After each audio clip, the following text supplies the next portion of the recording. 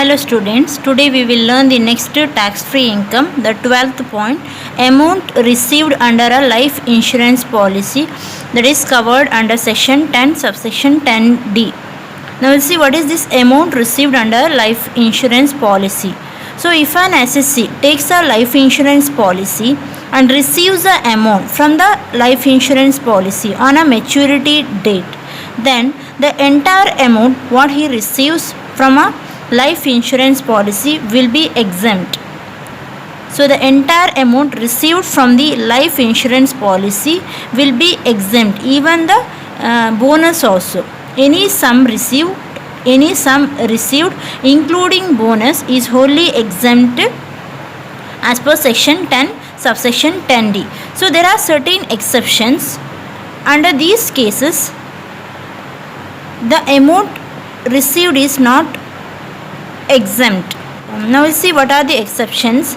Under that, first point is any sum received under a keyman insurance policy. Any sum received under a keyman insurance policy. Now we'll see what is this keyman insurance policy. So keyman insurance policy refers to, it is a policy taken by the employer on the lives of key or important employees in the organization. So keyman insurance policy refers to, here the policy, life insurance policy will be taken by employer on the lives of a key or important employees in the organization. For example, let's say in the organization there are 20 employees.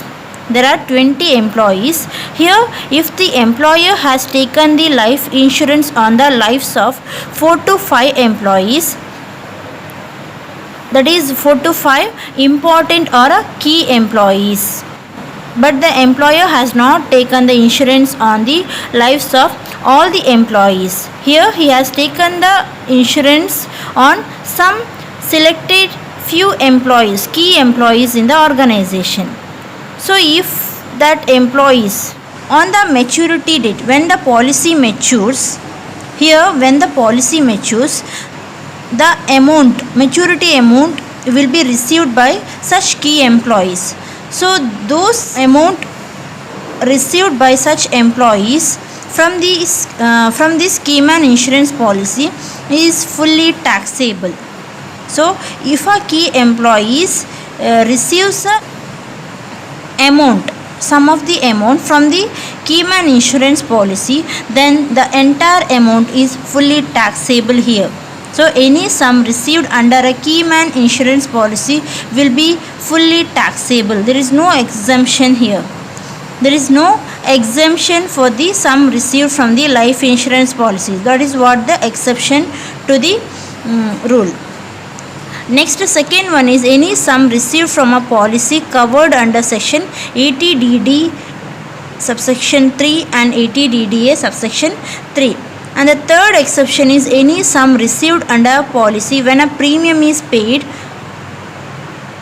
more than 20% of the sum assured, that is a policy taken from 1st April 2003 to 31st March 2012.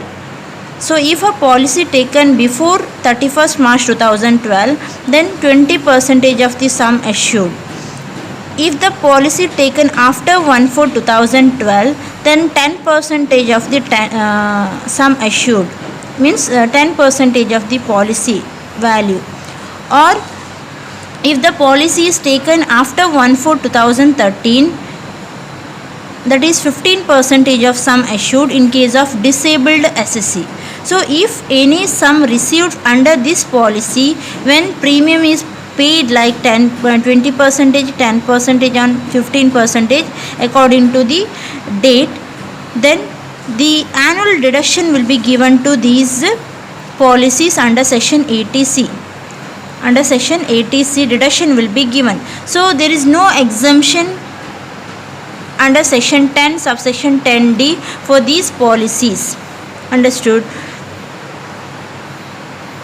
So if a policy taken before 2013 and they are paying 20%, they are paying the premium amount more than 20% of sum assured, or if policy is taken after 2012 and they are paying more than 10% of the policy value, or if the policy is taken after 2013 and they are paying 15% of the premium, they are paying premium more than 15% of the policy value in case of disabled assessee, then in these cases the exemption will not be applicable.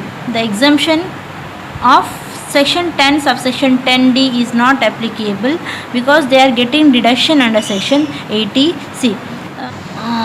So for the LIC premium, assessee can get a 80c deduction, but there is no section 10 subsection 10d income tax exemption for this LIC premium.